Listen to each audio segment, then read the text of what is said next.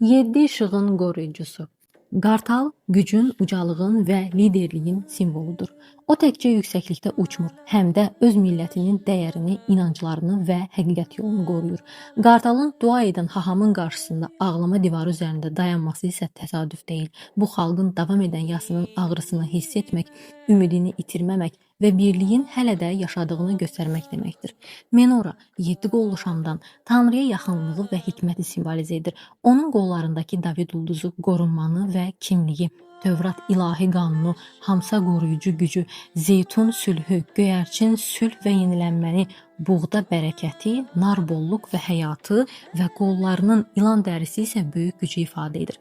Ortada yer alan Magen David loqosunun altında müqəddəs Qüds torpaqları yer alır. Loqo ilə Qüdsün arasında isə əsəri xüsusi olaraq hazırladığım şəxsin baş hərflərini daşıyan bir tərəzi var. Bu detal təsadüf deyil. O görülən işin həm din, həm vicdan, həm də ədalət ilə idarə olunan daxili balansını ifadə edir. Və sonda bu da keçər.